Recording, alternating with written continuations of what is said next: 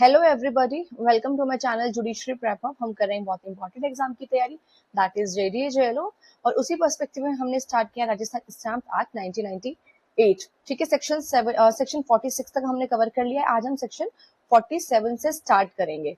अब देखिए, सेक्शन 47 किस बारे में बात करता है? Prosecution for stamp offence.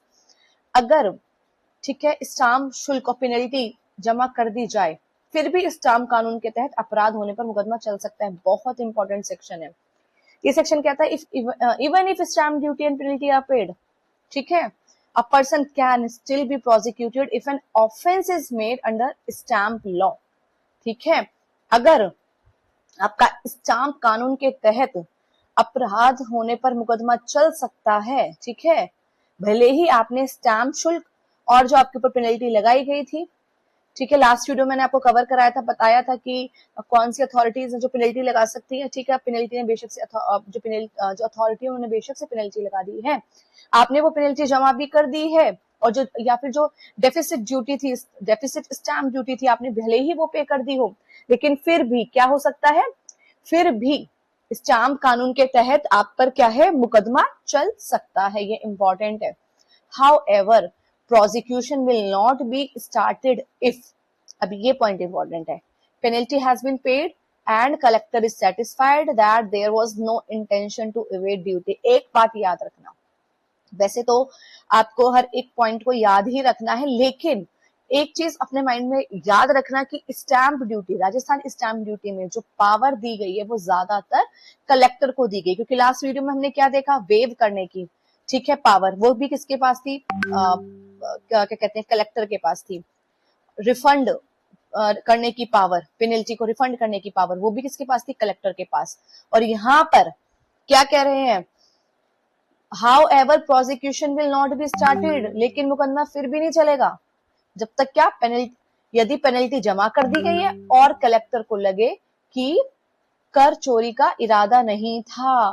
ठीक है, बेशक से पेनल्टी को अगर पे भी कर दिया गया है, और प्रोसिक्यूशन तब तक स्टार्ट नहीं होगा जब तक कलेक्टर ये सेटिस्फाई ना हो जाए कि उसकी क्या नहीं थी? Collector satisfied that there was no intention to evade duty, तो फिर प्रोसिक्यूशन स्टार्ट नहीं होगा। ठीक है, अगर कलेक्टर को लग रहा है कि उसका ऐसा इरादा नहीं था स्टैम्प ड्यूटी को चोरी करने का, ठीक है, तो फिर क्या होगा? फिर आप जो है मुकदमा नहीं चालू कर सकते। तो बेसिकली किसको है जो अल्टीमेट पावर है, वो किसके पास है? कलेक्टर के पास। Aman forgot to stamp a document, he pays duty and penalty. ठीक है, if it was a genuine mistake, no criminal case is filed. Aman दस्तावेज पर स्टैम्प लगाना भूल गया, वह शुल्क और पेनल्टी को फिर बाद में जमा भी कर देता है। अगर ये गलती थी तो उस पर आपराधिक केस नहीं चलेगा। ठीक है, even after payment of stamp duty penalty क्या प्रोसिक्यूशन हो सकता है? Yes, prosecution still be possible. ठीक है, prosecution can still be initiated if offence exist under which law? Under stamp law. ये ही सब याद रखना है आपको। आपको क्या लगता है कि क्वेश्चन ऐसा बनेगा कि प्रोसिक्यूशन हो सकता है या नहीं? क्वेश्चन ये नहीं बनेगा। क्वेश्चन ये बनेगा, अगर प्रोसिक्यूशन बनेगा तो वो किस कानून के तहत बनेगा? तो लिख दिया जाएगा आईपीसी और स्टैम्प लॉ, या फिर सिर्फ स्टैम्प लॉ, ऐसे याद रखना। ठीक है, अब देखिए, रिकवरी ऑफ ड्यूटी और पेनल्टी फ्रॉम अनदर पर्सन। अब ये देखिए, if a person pays stamp duty और penalty but another person was legally responsible, then the paying person can recover that amount from the responsible person। ये कह रहा है यदि किसी व्यक्ति ने स्टैम्प शुल्क को या फिर पेनल्टी को भर भी दिया है, लेकिन कानूनन जिम्मेदारी किसी और की थी, जैसे कि किसी पर्सन ने स्टैम्प ड्यूटी नहीं पे की थी, पेनल्टी नहीं पे की थी, तो मैंने उसके बिहाफ पर पे कर दी थी, लेकिन रिस्पॉन्सिबल तो वही पर्सन था ना। ऐसे केस में क्या होगा? तो वह पैसा उसे दूसरे व्यक्ति से वापस ले सकता है, तो फिर मैं उससे वो पैसा वापस ले सकती हूँ, क्योंकि अल्टीमेट तो रिस्पॉन्सिबल वही पर्सन था ना अल्टीमेटली। देखिए, court can also include such amount in cost order of cost order of a case. न्यायालय क्या कर सकता है? इस राशि को केस के खर्च में भी शामिल कर सकता है। ठीक है, ये लाइन बहुत इंपॉर्टेंट है। ठीक है, court can also include such amount in cost orders of a case. अगर किसी केस में कोर्ट ने कॉस्ट का ऑर्डर दिया है, तो क्या ये जो अमाउंट है रिकवरी का, उसमें भी ऐड किया जा सकता है रिकवरी ऑफ ड्यूटी पर। ये ठीक है, a buyer pays stamp duty for sale deed, buyer ने क्या किया, खरीदार ने स्टैम्प शुल्क भर दिया, बट अग्रीमेंट से seller must pay duty, buyer can recover money from seller, ठीक है, खरीदार ने तो स्टैम्प शुल्क भर दिया, लेकिन समझौते में क्या लिखा था, विक्रेता शुल्क देगा, खरीदार ये पैसा विक्रेता से वापस ले सकता है। Who can recover stamp duty paid under section 48, कौन रिकवर कर सकता है, पेइंग पर्सन, ठीक है, कौन, द पर्सन हु पेड, ठीक है, can recover from liable person, जो भुगतान करता है वह जिम्मेदार व्यक्ति से वसूली कर सकता है। कोर्ट में include stamp duty recovery in, न्यायालय इसे किसमें शामिल कर सकता है, जो तो किसमें शामिल कर सकता है, कॉस्ट में, ठीक है, जो सूट की कॉस्ट है उसमें भी शामिल किया जा सकता है। कोर्ट में include it is in cost of proceedings, ये बहुत इंपॉर्टेंट एमसीक्यू है, न्यायालय क्या कर सकता है, इसे मुकदमे के खर्च में भी शामिल कर सकता है। फिर सेक्शन 49 रिफंड ऑफ पेनल्टी और एक्सेस ड्यूटी, देखिए ये सेक्शन क्या कह रहा है, this section gives power to refund penalty paid और एक्सेस स्टैम्प ड्यूटी पेड। अब ये सेक्शन बात कर रहा है कि अगर आपने जो है पेनल्टी जो पे की है या फिर एक्सेस ड्यूटी जो पे की है, क्या उसका रिफंड मिल सकता है, तो इस सेक्शन ने क्या कहा, इस धारा के तहत कुछ परिस्थितियों में, ठीक है, क्या कहा, कुछ परिस्थितियों में आपकी जमा की गई जो पेनल्टी है वो, या फिर जो आपने अतिरिक्त एक्सेस स्टैम्प ड्यूटी पे कर दी है, ठीक है, वो क्या हो सकता है, वापस किया जा सकता है। केस 1 रिफंड ऑफ पेनल्टी, अब देखिए सेक्शन 39 और सेक्शन 44 की बात कर रहा है ये, वहां पर पेनल्टी को रिफंड किया जा रहा था, जैसे कि कलेक्टर के पास पावर थी सेक्शन 39 और 44 में, तो अगर ये कहा गया अगर पेनल्टी को पे किया गया है अंडर सेक्शन 39 और 44, तो चीफ कंट्रोलिंग रेवेन्यू अथॉरिटी में रिफंड इट। एक बात आप मुझे बताओ, जो पहली बार इस वीडियो को देख रहे हैं शायद उनको नहीं पता होगा, जो ऑलरेडी ये सीरीज देख रहे हैं, क्या हमने पहले नहीं पढ़ा था कि पेनल्टी को कलेक्टर भी रिफंड कर सकता है अगर उसको लग रहा है कि ऐसा मिस्टेक हुआ है, ये जो भी चीजें हैं। सबसे पहले तो देखो जो सेक्शन 39 और 44 की बात की गई है ना, इस सेक्शन 49 में पहले हम उसी के पास चलते हैं, ठीक है, तभी आपको समझ आएगा।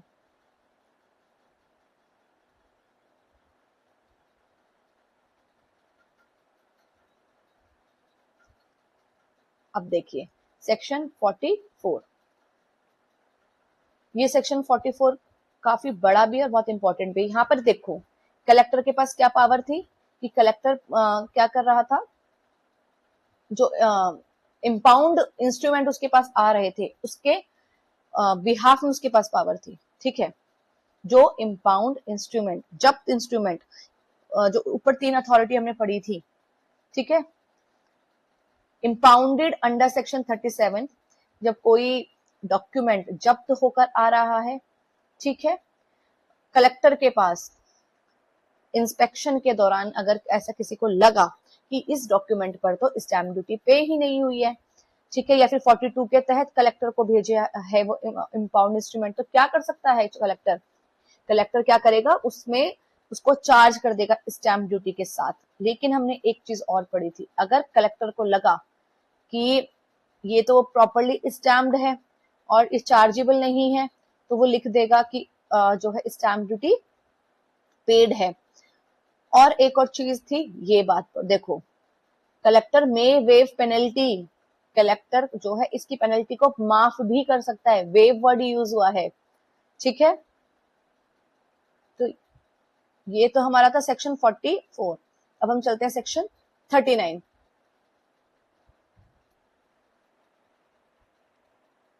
सेक्शन 39 क्या बोल रहा है, instrument not duly stamped in admissible in evidence, अगर जो इंस्ट्रूमेंट स्टैम्प नहीं है उनको हम एविडेंस में भी एडमिट नहीं करेंगे, ठीक है, तो एडमिट नहीं किया जाएगा। लेकिन कुछ बताया गया था, केसेस बताए गए थे कि पेनल्टी लगाई जा सकती है, ठीक है, अगर इनसफिशिएंट स्टैम्प डॉक्यूमेंट है तो उसको आप एडमिट कर रहे हो तो एडमिट कर सकते हो, लेकिन पेनल्टी लगा के। तो हमने पढ़ा था जब पेनल्टी लग रही है तो उसको बाद में कलेक्टर रिफंड भी कर रहा है, ठीक है, ये हमने पढ़ा था, ठीक है।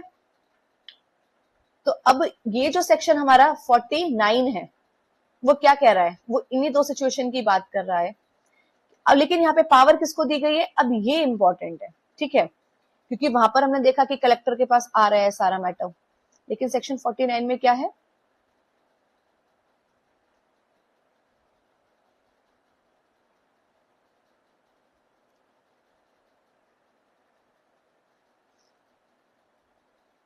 रिफंड ऑफ पेनल्टी और एक्सेस ड्यूटी। अब रिफंड कराना है आपको, ठीक है, आपने एक्सेस ड्यूटी ज्यादा दे दी है। वहां पर क्या था, आपका जो स्टैम्प ड्यूटी था वो कम था, इसीलिए आपका डॉक्यूमेंट जो था जब्त हुआ। उसके बाद क्या कहते हैं, कलेक्टर के पास भेजा गया, कलेक्टर ने चेक किया, अगर कलेक्टर को लगा स्टैम्प ड्यूटी देनी थी तो स्टैम्प ड्यूटी पे करवा ली, और कलेक्टर को लगा कि स्टैम्प ड्यूटी वो ऑलरेडी दे चुका है तो वो उस पर क्या कहते हैं एंडोर्समेंट कर देगा, और अगर कलेक्टर चाहे तो उसकी पेनल्टी को वेव भी कर सकता है। ये हमने पावर पढ़ ली, लेकिन यहाँ पे बात हो रही है रिफंड की, रिफंड ऑफ पेनल्टी और excess duty. This section gives power to refund. अब यहाँ पे क्या है, जो पेनल्टी पेड हो गई है ऑलरेडी उसका रिफंड, या फिर स्टैम्प ड्यूटी जो आपने ऑलरेडी ज्यादा पे कर दी है उसका रिफंड। ठीक है, तो अब यहाँ पे पहला केस है हमारा रिफंड ऑफ पेनल्टी, जो सेक्शन 39 में हम पढ़कर आए हैं और सेक्शन 44 में पढ़कर आए हैं, उस पेनल्टी को रिफंड कराने की बात हो रही है। ठीक है, देखिए कैसे, अगर पेनल्टी आपने पेड कर दी अंडर सेक्शन 39 जब आपका डॉक्यूमेंट जब्त हुआ है 44 के केस में, अब चीफ जो कंट्रोलिंग रेवेन्यू अथॉरिटी है वो क्या कर सकता है, उसको रिफंड कर सकता है पूरा या आधा पार्ट में, if application is made with in 1 year. ठीक है, जब आपका डॉक्यूमेंट जब्त हुआ और वो कलेक्टर आपका डॉक्यूमेंट जब्त हुआ और ये कहा गया कि उस पर स्टैम्प ड्यूटी नहीं है, या फिर जब उसको क्रिमिनल प्रोसीडिंग में एडमिट भी कर लिया गया लेकिन कोर्ट ने पेनल्टी लगा दी कि हम इसको तभी एडमिट करेंगे जब आप पेनल्टी पे कर दोगे, और जब आपने पेनल्टी पे कर भी दी है लेकिन आपने ये कहा कि ये गलत तरीके से मेरे पे पेनल्टी लगाई गई है, तो आप इस चीज के लिए उस पेनल्टी को रिफंड कराने के लिए 1 साल के अंदर अंदर चीफ कंट्रोलिंग रेवेन्यू अथॉरिटी सीसीआरए के सामने क्या करेंगे, एप्लीकेशन लगाएंगे 1 साल के अंदर। ठीक है, अगर आपको नहीं समझ आ रहा तो दोबारा वीडियो को देखना, इससे पहले के जो मेरे सीरीज है और पूरा जो मैंने सेक्शन कवर कराया सेक्शन 1 से लेके अब तक पढ़ना, तो आपको समझ आएगा मैं किस बारे में बात कर रही हूँ। जो फर्स्ट टाइम वीडियो देख रहे हैं, जो स्टूडेंट ऑलरेडी मेरे चैनल से पढ़ते हैं उनको पता है कि मैं किस बारे में बात कर रही हूँ। ठीक है, अब देखिए, तो 1 महीने 1 साल के अंदर क्या क्या है, आपको एप्लीकेशन लगानी है। दूसरा, एक्सेस स्टैम्प ड्यूटी। अब क्या है, अगर आपसे एक्सेस ड्यूटी चार्ज की गई है अंडर सेक्शन 39, क्योंकि आपका जब डॉक्यूमेंट जब्त किया गया तो ये कहा गया आपने अपने डॉक्यूमेंट पे स्टैम्प ड्यूटी प्रॉपर पे नहीं की। ठीक है, अब आप क्या कह रहे हैं, आपको लग रहा है कि हमसे एक्सेस ड्यूटी चार्ज हुई है अंडर सेक्शन 39 और 44, तो refund can be given if application is made with in 3 month of order. ठीक है, जिस दिन से आपको ये ऑर्डर दिया गया था कि जो डेफिसिट ड्यूटी है इसको पे करो, उस टाइम से जब आपने वो उसको पे कर दिया तो उस टाइम से 3 महीने के अंदर अंदर, वो ऑर्डर आने के 3 महीने के अंदर अंदर आपको क्या है, एप्लीकेशन लगानी होगी एक्सेस स्टैम्प ड्यूटी की। ऑर्डर के अंदर, जैसे ऑर्डर आया आज की आपको ये डेफिसिट ड्यूटी पे करनी है क्योंकि आपने अपने डॉक्यूमेंट पे सही तरीके से स्टैम्प ड्यूटी पे नहीं की, अब उस दिन से लेकर 3 महीने के अंदर अंदर आप क्या करेंगे, एप्लीकेशन लगाएंगे रिफंड के लिए। अब है एक्सेस ड्यूटी एट रजिस्ट्रेशन। अब क्या बात हो रही है, रजिस्ट्रेशन के टाइम पर एक्सेस ड्यूटी ली गई। If excess stamp duty is paid during registration, देखो आपको ये बात पता है, पहले क्या होता है, डॉक्यूमेंट पे जो है स्टैम्प ड्यूटी लगाई जाती है और उसके बाद डॉक्यूमेंट रजिस्टर होता है। यहाँ पर बात हो रही है कि यदि रजिस्ट्रेशन के समय, अगर आप रजिस्ट्रेशन के समय स्टैम्प शुल्क जमा करा रहे हैं और स्टैम्प ड्यूटी उस टाइम पर जो है रजिस्ट्रेशन के समय अधिक स्टैम्प शुल्क जमा हो गया है, रिफंड में be granted by state government with in 6 month. ठीक है, तो अब राज्य सरकार को 6 महीने के अंदर उसे वापस करना होगा इफ इस excess stamp duty is paid during registration. ठीक है, एग्जांपल देखिए, अमन ने पे किए 10,000 रुपए extra stamp duty by mistake during registration, उसने अप्लाई किया 6 महीने के अंदर, अब क्या होगा, गवर्नमेंट रिफंड कर देगी इस एक्सेस अमाउंट को।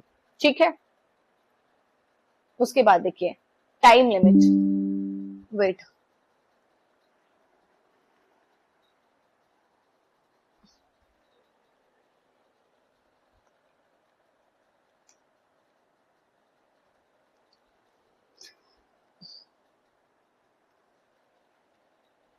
हाँ देखिए टाइम लिमिट कितना है, अगर आपको रिफंड के लिए अप्लाई करना है पेनल्टी वाले केस में सेक्शन 49 में, देखो पेनल्टी वाले केस में 1 साल, application must be made with in 1 year. ठीक है, और रिफंड कराना है ऑफ एक्सेस ड्यूटी अगर आपने पे की है अंडर सेक्शन 49 का subsection 2 must be applied with in, उस केस में कितनी है आपकी, उस केस में है आपकी 3 मंथ्स, जो अभी हमने पढ़ा था। Application must be file within 3 months of the order, order के आने के बाद, ठीक है।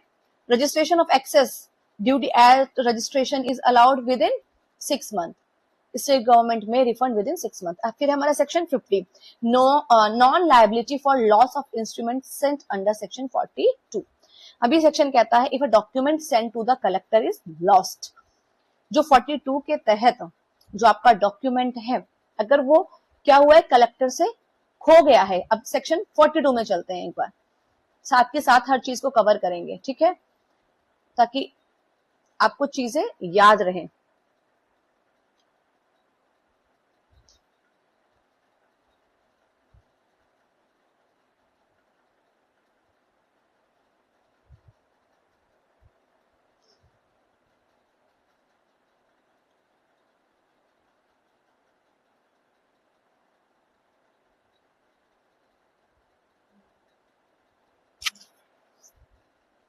हाँ, देखिए यहाँ पे क्या बात हो रही है, सेक्शन 42 में इंस्ट्रूमेंट इम्पाउंडेड हाउ डेल्ट विद, जब इम्पाउंडिंग ऑफिसर मतलब जो जिस अथॉरिटी के पास डॉक्यूमेंट को जब्त करने का अधिकार था, कि अगर आपको कोई ऐसा डॉक्यूमेंट मिले जो स्टैम्प्ड नहीं हो, आप उसको इम्पाउंड करके जब्त करके कलेक्टर को दे दो। अब यहाँ पर कह रहे हैं कि जब डॉक्यूमेंट को जब्त कर लिया गया अंडर सेक्शन 37, तो वो उसको हम किसको भेज रहे हैं, कलेक्टर को भेज रहे हैं फॉर फर्दर एक्शन सेक्शन 42 में, ठीक है।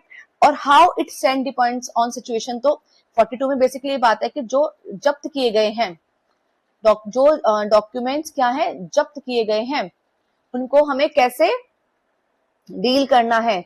तो जब्त किए गए डॉक्यूमेंट को हम किसको भेज रहे थे, जब्त किए गए हम डॉक्यूमेंट को हम भेज रहे थे कलेक्टर के पास।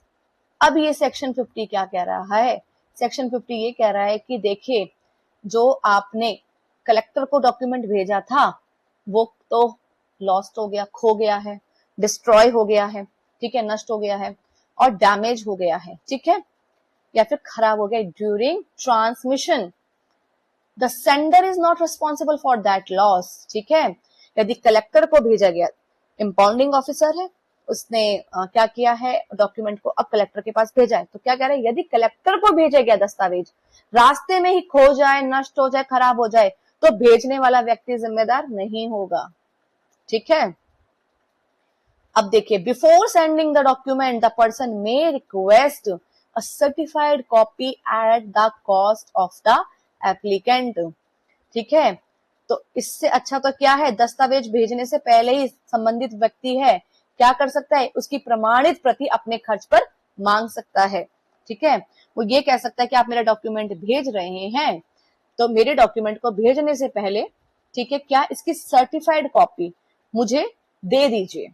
अगर आप मेरा ओरिजिनल डॉक्यूमेंट, आप मेरा ओरिजिनल डॉक्यूमेंट है, आपने जब्त कर लिया है, अब आप इसको कलेक्टर को भेज रहे हो, और कलेक्टर को भेज रहे हो तो हो सकता है कि रास्ते में ये लॉस्ट हो जाए, डिस्ट्रॉय हो जाए, डैमेज हो जाए, इसीलिए मुझे इसकी सर्टिफाइड कॉपी चाहिए, मैं आपको पे कर रहा हूँ, ठीक है। मतलब जो भी अथॉरिटी है वहां जहां से भी आपको सर्टिफाइड कॉपी लेनी है तो पे करके आप ले सकते हैं।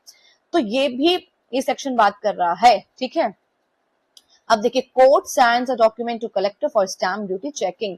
कोर्ट ने क्या किया, डॉक्यूमेंट भेजा कलेक्टर के पास कि देखो चेक करो, हमारे पास ये एविडेंस में डॉक्यूमेंट आया है, आपने चेक करो कि क्या ये डॉक्यूमेंट जो है इस पे स्टैम्प ड्यूटी पे कर दी गई है, ठीक है।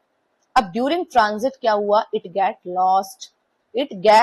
Lost, court is not responsible for loss, ठीक है, तो कोर्ट इसके लिए जिम्मेदार नहीं है। If document sent to collector is lost in transit, liability lies on whom? None. No liability. No liability for loss during transmission. ठीक है, ट्रांसमिशन में नुकसान के लिए कोई जिम्मेदारी नहीं होती। Before sending document under section 42, party may ask for, ये याद रखना, ये बहुत इंपॉर्टेंट चीज है। देखिए, जब आपका डॉक्यूमेंट जब्त हो रहा है, किस लिए जब्त हो रहा है, कि आपने स्टैम्प ड्यूटी पे नहीं की है, इसलिए आपका डॉक्यूमेंट जब्त कर रहा है। डॉक्यूमेंट 3 अथॉरिटी है, कोई भी जब्त कर सकता है, जैसे कि उसमें पब्लिक ऑफिसर की भी बात की गई थी, जिसमें बोला गया था कि पुलिस ऑफिसर के पास, अगर पुलिस ऑफिसर चाहे तो नहीं जब्त कर सकती। उसमें कोर्ट के पास भी बताया गया था कि कोर्ट के पास कोई एविडेंस लेकर आ रहा है या फिर कोई जो अथॉरिटी है जिसको पावर मिली है। अब उन्होंने क्या किया, डॉक्यूमेंट को जब्त किया। ठीक है, कोर्ट के पास कोई कोर्ट के पास समझ लो कोई अपना सेल डीड लेकर आया और कहा, और कोर्ट के सामने जब वो सेल डीड प्रस्तुत की गई तो कोर्ट ने देखा कि इस सेल डीड पर तो स्टैम्प ड्यूटी प्रॉपरली लगी ही नहीं, इसमें तो मार्केट वैल्यू के अकॉर्डिंग पे ही नहीं किया गया। तो अब कोर्ट ने क्या किया, भेज दिया डॉक्यूमेंट को सेक्शन 42 के तहत कलेक्टर के पास।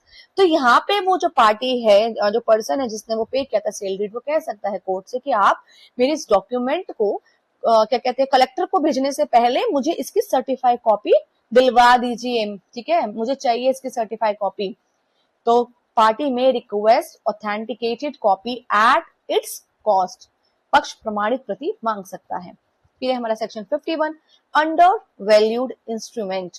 अब देखिए केस, पहला case, registering officer suspects under valuation. अब जब देखो ऐसा भी तो हो सकता है ना कि आपने जो है डॉक्यूमेंट को जो है डॉक्यूमेंट का जो भी स्टैम्प वैल्यू थी उसकी आपने वो पे कर दी, लेकिन जब आप उस डॉक्यूमेंट को रजिस्टर कराने गए तो आप रजिस्टरिंग ऑफिसर को शक हो रहा है कि इसने जो वैल्यूएशन किया ना ये अंडर वैल्यूएशन है। ठीक है, ये सबसेक्शन देखिए, सबसेक्शन 1 में कुछ भी लिखा है तो मैंने उसका जस्ट आपको बता दिया बेसिकली कि अगर रजिस्टरिंग ऑफिसर को ये संदेह हो रहा है कि अंडर वैल्यूएशन हुआ है, ठीक है, उस केस में क्या होगा, if a property document is registered and the registering officer believes that, ठीक है, market value is not correctly shown, then he can send the document to the collector before or after registration। यदि registration अधिकारी को लगे कि संपत्ति का बाजार मूल्य सही नहीं दिखाया गया है, ठीक है, जो डॉक्यूमेंट आप लेकर आए हैं सेल डीड का, वो प्रॉपर्टी तो 50 लाख की है, आपने डॉक्यूमेंट में 20 लाख दिखाया ताकि आप स्टैम्प ड्यूटी कम पे कर दे। ठीक है, तो अब वो क्या करेगा, रजिस्टर करने से पहले वो भेजेगा कलेक्टर को, देखिए क्या इसने सही किया है।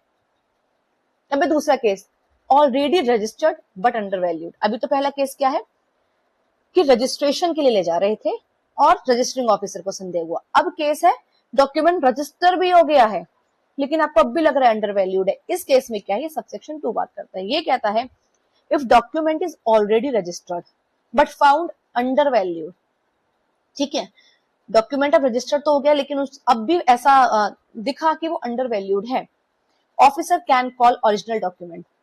ऐसी परिस्थिति कब हो सकती है, कोर्ट के सामने, जैसे आपने अपनी सेल डीड जो है कोर्ट के सामने पेश की, रजिस्टर्ड है, बेसिकली रजिस्टर्ड तो है लेकिन कोर्ट ने देखा कि ये रजिस्टर्ड है लेकिन इसमें तो ये तो अंडर वैल्यूड है।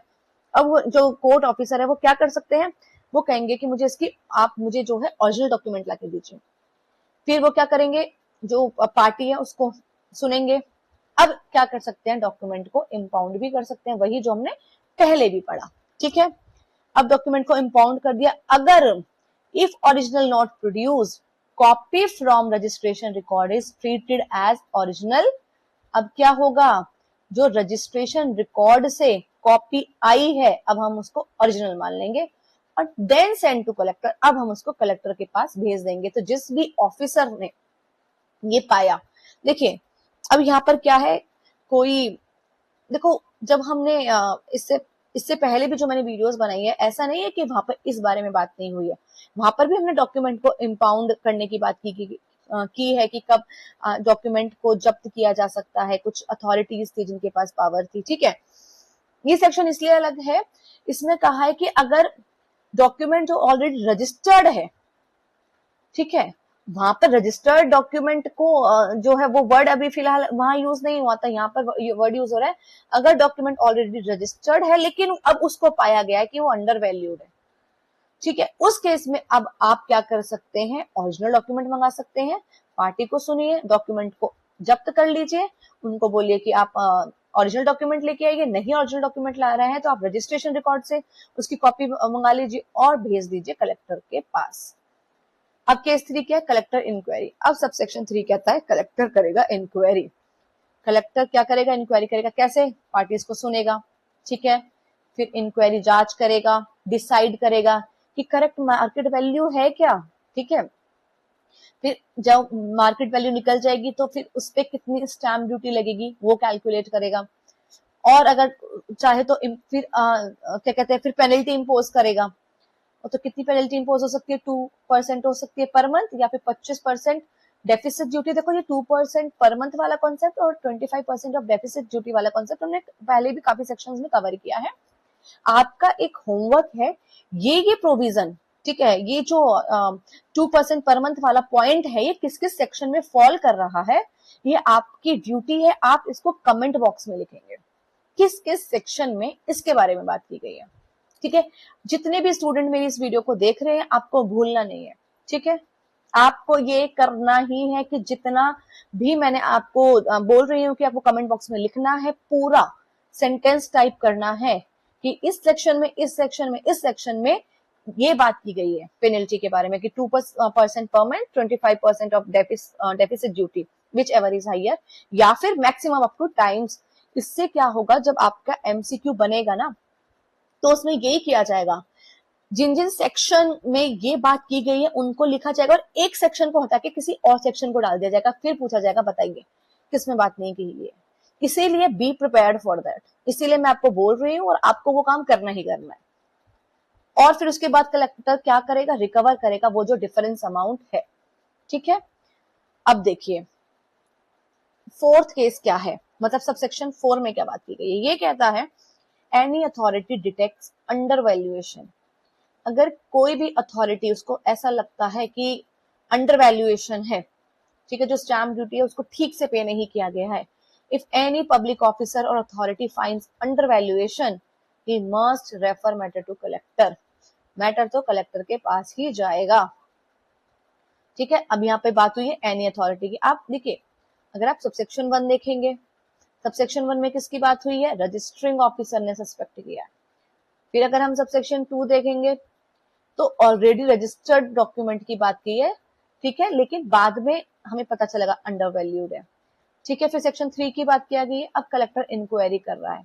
और सब सेक्शन 4 में बात की गई कि कोई भी अथॉरिटी ने अगर डिटेक्ट किया है अंडर वैल्यूएशन तो वो कलेक्टर के पास इस बात को भेज देंगे। और सबसेक्शन में बात की गई है कलेक्टर सू मोटो, कलेक्टर अगर खुद चाहे तो, या फिर रेफरेंस इंक्वायरी। तो इस केस में क्या कहा गया, collector can act on his own और ऑन रेफरेंस। तो कैसे कैसे कलेक्टर जो है एक्ट कर सकता है, या तो अपने आप या फिर रेफरेंस के बेसिस पे। ही कैन एग्जामिन डॉक्यूमेंट, ठीक है, कॉल एग्जीक्यूटेंट और witness, decide correct market value, impose duty and penalty same as above rules. जो ऊपर बात की गई है पेनल्टी वही 2% पर month, 25% of stamp of deficit duty whichever is higher, और डबल अमाउंट कोई भी सिचुएशन में, ठीक है। अब देखिए इसका केस 6 क्या कह रहा है, if original not available. Subsection 6 कहता है अगर ऐसा है कि ओरिजिनल अवेलेबल नहीं है तब, if original document is not produced, certified copied from registration office can be use. तो रजिस्ट्रेशन रिकॉर्ड की प्रमाणित प्रति का उपयोग हो जाएगा, ठीक है। सबसेक्शन 7 बात करता है कि कलेक्टर के पास क्या पावर है, तो collector has power like civil court. अब इस केस में कलेक्टर कैसे हैं, सिविल कोर्ट जैसे हैं, ठीक है।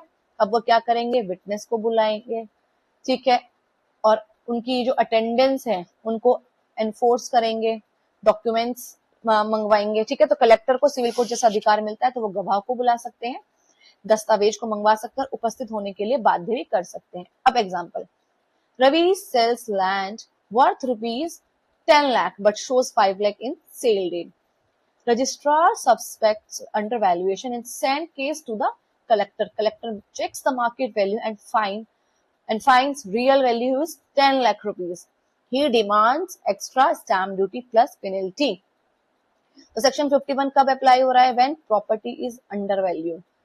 It deals with undervaluation of immovable property. Collector can impose penalty under section 51 up to what, 2% per month और 25%, maximum 2 times का फिर concept। अब देखिए penalty structure is same as deficiency duty rules, वही same है जैसे deficiency duty rules में था।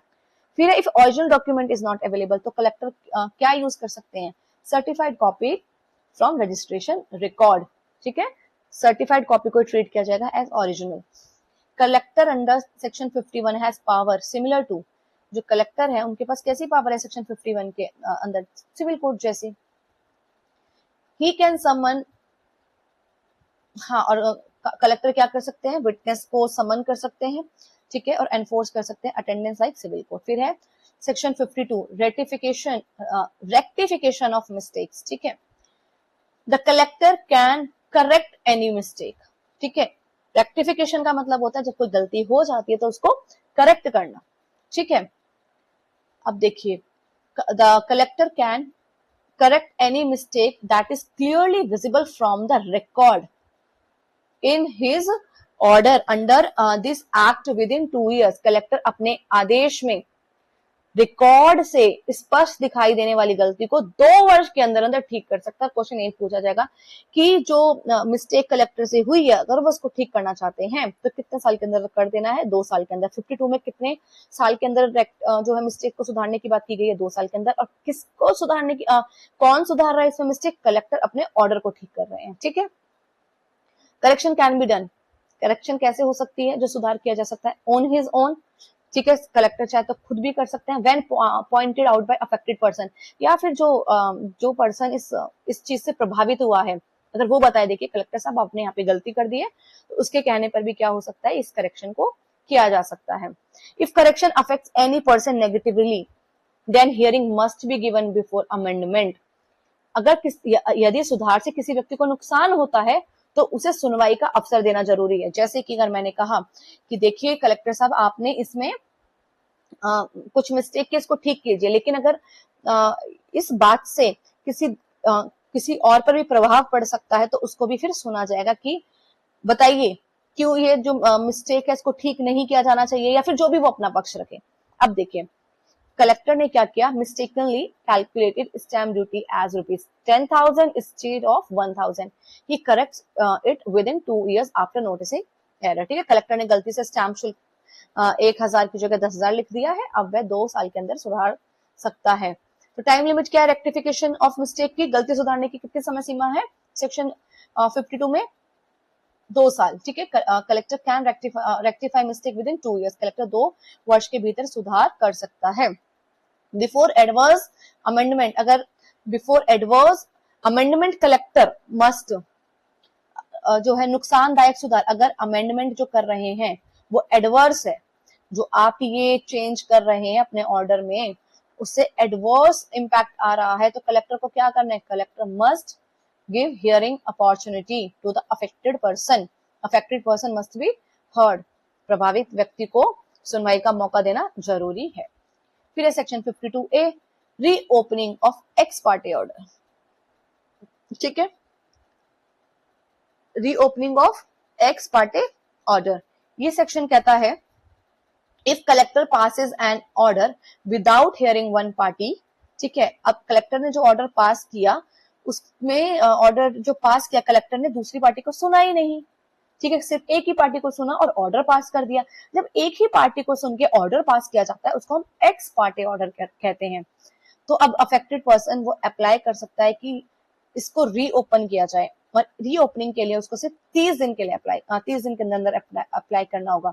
अब देखिए तो सेक्शन 52 में कितने टाइम पीरियड की बात हुई है, तो एक बात याद रखना, 52A में बात हुई है 5 - 2 कितना होता है 3, तो 30 डेज, ठीक है, 30 डेज। और 52 में 2 याद रखना, 52 और 52A दोनों अलग अलग है, उसमें 2 साल की बात हुई है, इसमें 30 दिन के अंदर अप्लाई कर दो अगर एक्स पार्टी ऑर्डर आया है, ठीक है।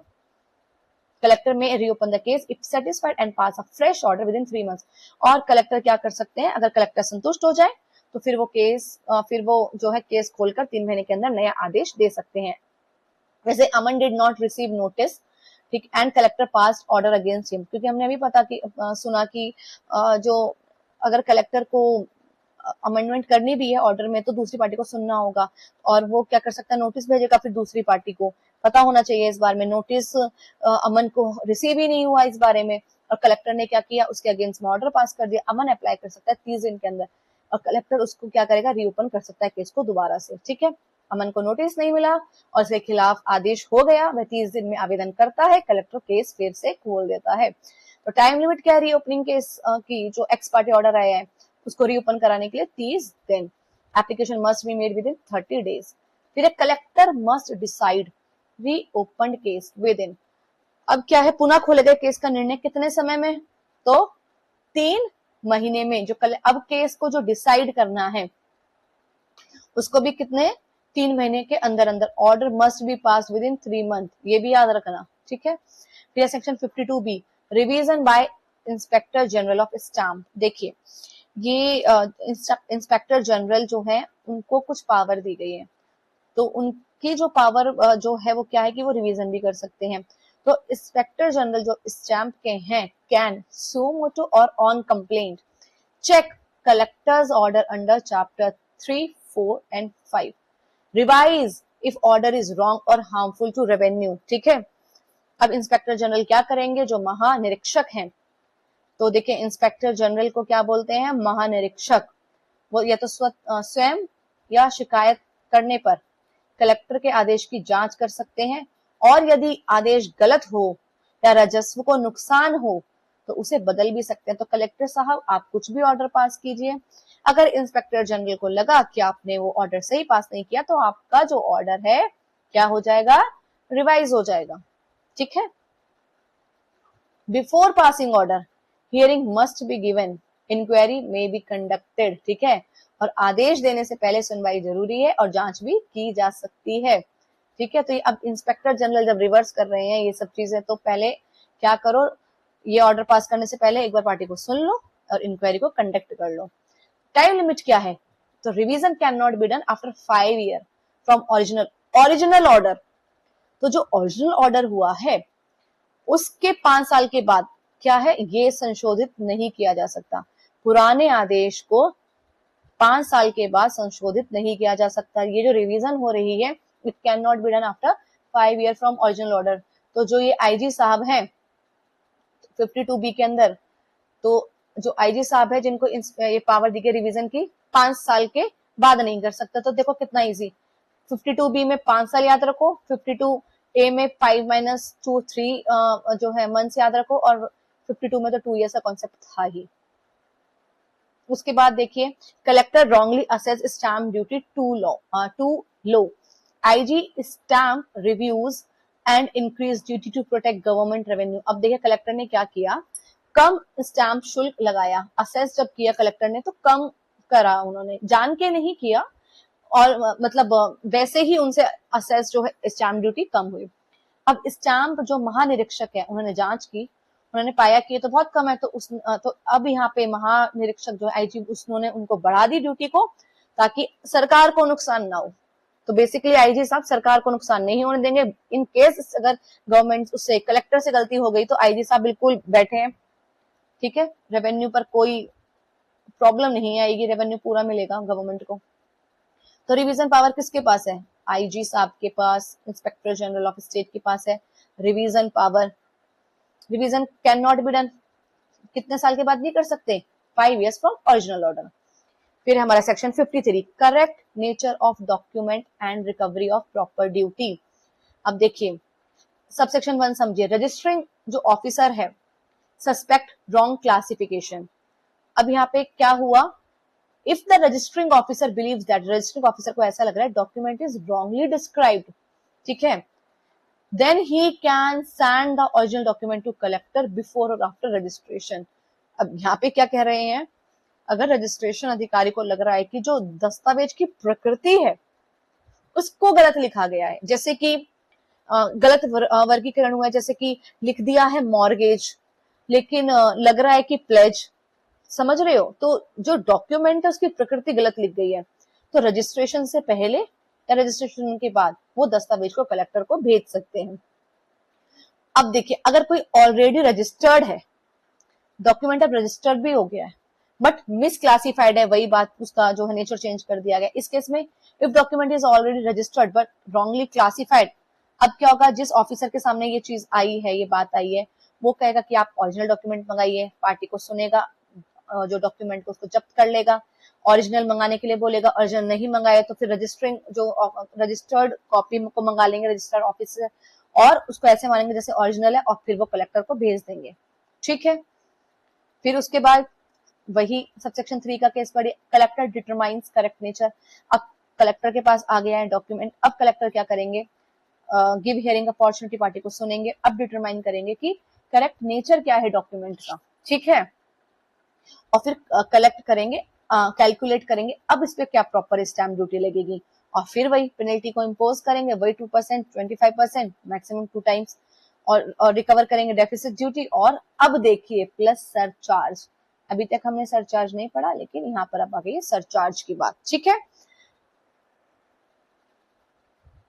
इस केस में सबसेक्शन 3 में, फिर subsection 4, any authority detects wrong nature. अभी तक अब हमने किसकी बात की थी, रजिस्टरिंग ऑफिसर की बात करी थी सबसेक्शन 1 में। सबसेक्शन 2 में हमने बात की थी कि रजिस्टर्ड डॉक्यूमेंट हो गया, उसके बाद पता चला। सेक्शन 3 में हमने कलेक्टर के पास भेज दिया। सबसेक्शन 4 में बात हो रही है किसी अथॉरिटी ने डिटेक्ट किया है कि रॉन्ग नेचर है, मिस क्लासिफिकेशन है, तो if any authority finds wrong classification it must refer to collector, ठीक है, कलेक्टर को भेज दीजिए। अब केस 5 कह रहा है, अगर कलेक्टर के पास खुद के पास भी ऐसी पावर है कि अगर उनके सामने कोई डॉक्यूमेंट आया, ठीक है, या फिर मतलब या फिर रेफरेंस में उनके पास कोई डॉक्यूमेंट आया है, तो एग्जामिन कर सकते हैं उस रजिस्टर्ड डॉक्यूमेंट को, पार्टीज को बुला सकते हैं, जिस और डॉक्यूमेंट को जिन लोगों ने एग्जीक्यूट किया था उसको भी बुला सकते हैं। फिर डिसाइड करेंगे इसका करेक्ट नेचर क्या है, कि ये जो डॉक्यूमेंट तुम लेकर आए हो, तुम इसको मॉर्गेज कह रहे हो, ये तो सेल डीड है, या फिर जो भी, ठीक है, या फिर क्या कहते हैं, आप इसको लीज कह रहे हो, ये तो सेल डीड है, तो जो भी है, ठीक है, डिसाइड करेंगे नेचर, ड्यूटी को इम्पोज करेंगे जो भी है, और पेनल्टी लगा देंगे। और 6 कह रहा है इफ ओरिजिनल नॉट अवेलेबल, अगर ओरिजिनल अवेलेबल नहीं है तो जो सर्टिफाइड कॉपी आई है रजिस्ट्रेशन ऑफिस से हम उसको यूज करेंगे, ठीक है। अब एग्जांपल देखिए, land deed is registered as gift deed, ठीक है, एक लैंड डीड को कैसे रजिस्टर्ड किया गया, गिफ्ट डीड की तरह, but actually it is sale deed, ठीक है, वो थी तो सेल डीड, रजिस्टर करवा रहे हो आप जाके gift deed. Registrar suspect wrong classification and sends it to collector. Collector finds it is a sale deed and demands proper stamp duty penalty, ठीक है। अब डिमांड किया, कलेक्टर ने क्या कहा कि स्टैम्प ड्यूटी भी दो, पेनल्टी भी दो, ठीक है, एक गिफ्ट डीड नहीं है, सेल डीड है।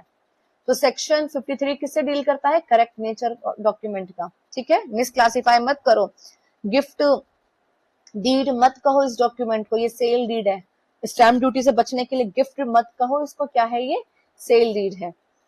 फिर कलेक्टर जो है अंडर सेक्शन 53 क्या डिटरमाइन करेगा, करेक्ट नेचर ऑफ डॉक्यूमेंट।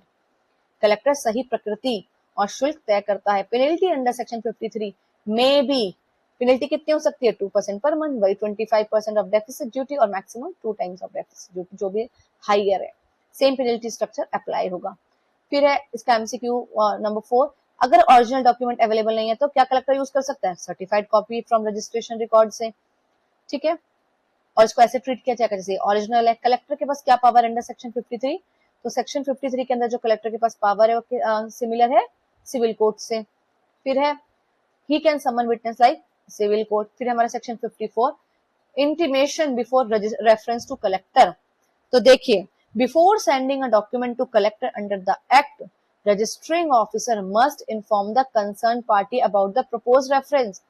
तो ठीक है, कलेक्टर को दस्तावेज भेजने से पहले जो रजिस्ट्रेशन अधिकारी है वो पार्टीज को इस बताएगा, इसकी सूचना देगा कि आपके डॉक्यूमेंट को मैं कलेक्टर के पास भेज रहा हूं, ठीक है। If the person liable to pay duty agree to pay the proper stamp duty immediately, officer will collect duty, make endorsement on document, no reference will be sent to document collector, ठीक है। मैं कोई document जो है register कराने गई हूँ, ठीक है, और जब मैं रजिस्टर करा रही हूँ तो रजिस्टरिंग ऑफिसर कह रहा है कि ठीक है आपने इस पे प्रॉपर स्टैम्प ड्यूटी पे नहीं करी, मैं इसको कलेक्टर के पास भेज रही हूँ। मैंने बोला ठीक है आप कलेक्टर के पास मत भेजिए, बताइए कितनी कम है और क्या इसमें मुझे पे करनी है, मैं अभी पे कर देती हूँ जितनी मैं लायबल हूँ पे करने के लिए। ऑफिसर ने बताया कि आप इतना पे कीजिए, मैंने पे किया, और उसमें क्या कहते हैं जो ऑफिसर है उसने एंडोर्स कर दिया कि ड्यूटी पे हो गई है। अब क्यों कलेक्टर को भेजना, क्यों रेफरेंस करना उस डॉक्यूमेंट का कलेक्टर के पास, जब मैंने ऑलरेडी उसको पे कर दिया उनके कहने पर, ठीक है। यदि स्टैम्प शुल्क देने वाले व्यक्ति तुरंत ही शुल्क जमा करने को तैयार हो जाए, मैंने तभी कह दिया, इमीडिएटली कह दिया, तो फिर अधिकारी शुल्क क्या करेगा, ले लेगा, दस्तावेज पर एंडोर्समेंट करेगा और कलेक्टर को ये मामला नहीं भेजा जाएगा। एग्जाम्पल, रजिस्ट्रार ने क्या सस्पेक्ट किया कि लैम्प जो है लेस स्टैम्प ड्यूटी है सेल डीड में, तो before sending case to collector उसने पार्टी को बताया कि देखिए मैं रेफरेंस कर रहा हूँ, कलेक्टर को भेज रहा हूँ। बायर ने कहा कि नहीं आप कलेक्टर को मत भेजिए, मैं इमीडिएटली ये जो डेफिसिट ड्यूटी इसको पे करता हूँ। तो रजिस्ट्रार क्या करेंगे, एंडोर्स कर देंगे डॉक्यूमेंट पर और जो मैटर है वो वहीं पर खत्म हो जाएगा। तो before making reference to collector, registering officer क्या करेंगे, must inform parties, parties must be inform before reference. If party pays proper duty immediately, then what, registry जो है reference, no reference will be made after payment and endorsement, no reference is needed। फिर हमारा section 55 non registration to avoid stamp duty. अब क्या है, अगर कोई ऐसा डॉक्यूमेंट, अब ये बहुत इंपॉर्टेंट है पॉइंट, इसको ध्यान से समझना।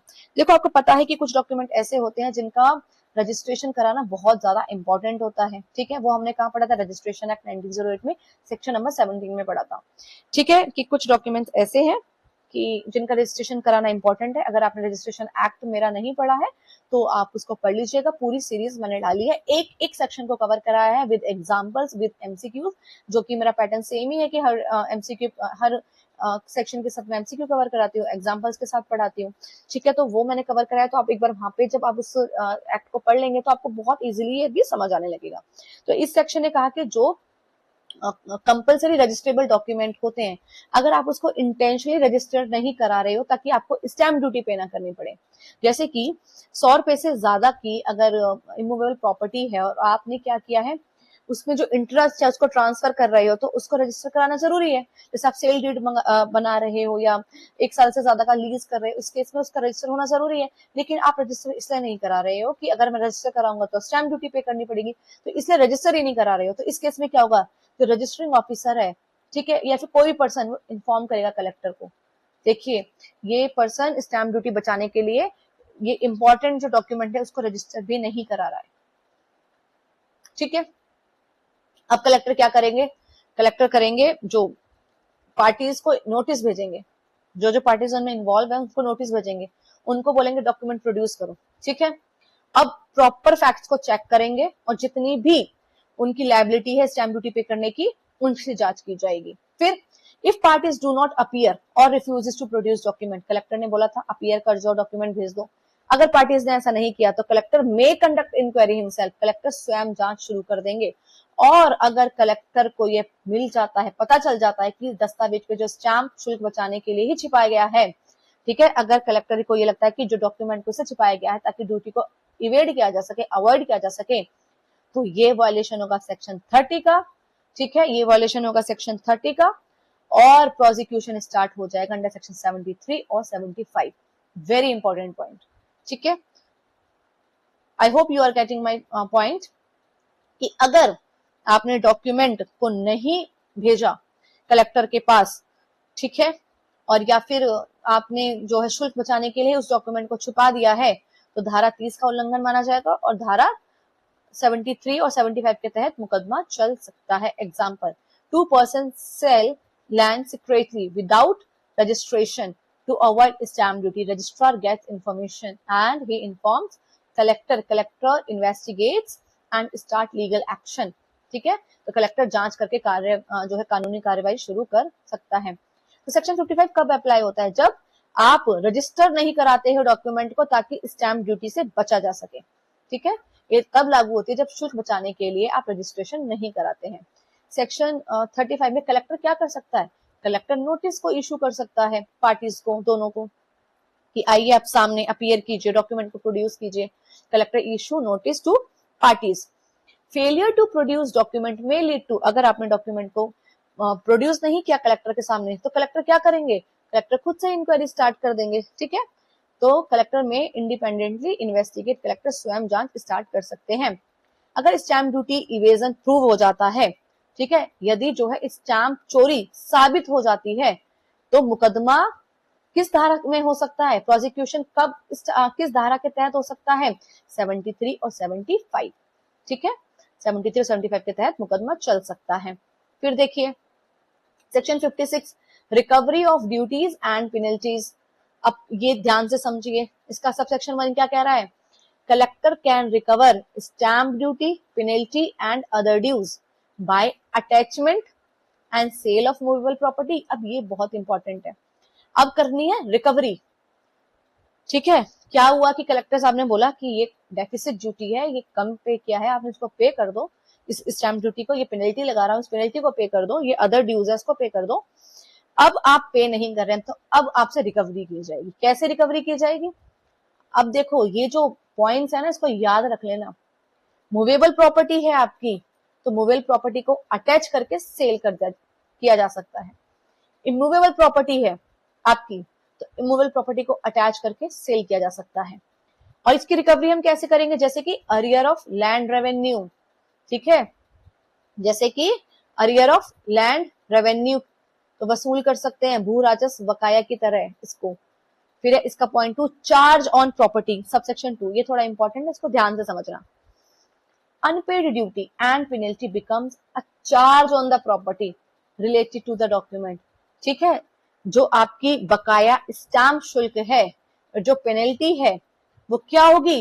वो उसी संपत्ति पर चार्ज बन जाता है, वो उसी संपत्ति पर भार बन जाता है। मतलब वही प्रॉपर्टी आपकी फिर क्या हो जाएगी?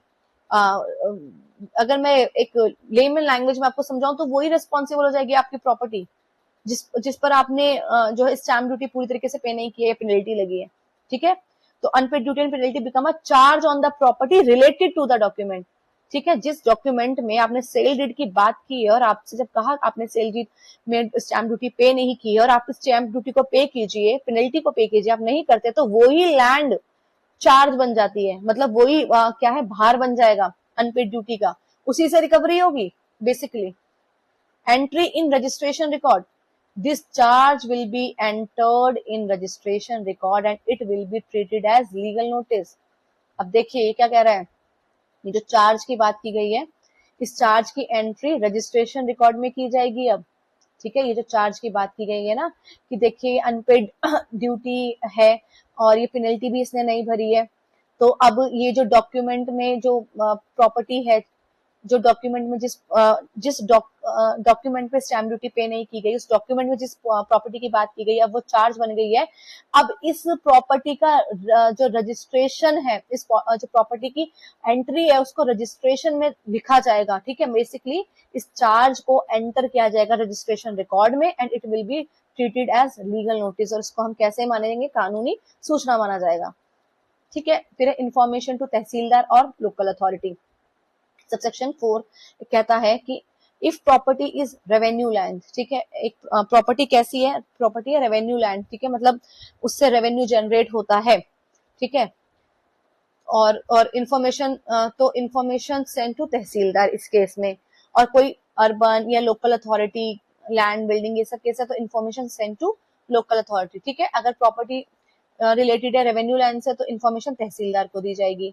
अर्बन है, लोकल अथॉरिटी, लैंड है, बिल्डिंग्स है, इन सब की इन्फॉर्मेशन लोकल अथॉरिटी को दी जाएगी। ठीक है, ये बात की गई है कि जो इन्फॉर्मेशन है वो किसको दी जाएगी? तहसीलदार और लोकल अथॉरिटी के केस में।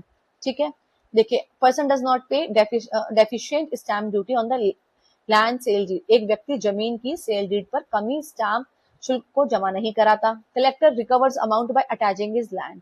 अब कलेक्टर ने उसकी जमीन को क्या कर रहा है? अटैच कर दिया, कुर्की करके जो है राशि वसूल करता है। Charge is enter in land records, और ये जो भूमि रिकॉर्ड में इस चार्ज को क्या है? दर्ज कर दिया जाता है। तो collector can recover on stamp duty by property attachment and sale. Collector can attach and sale property. ठीक है, unpaid stamp duty becomes charge on property. ठीक है, it becomes charge on the property.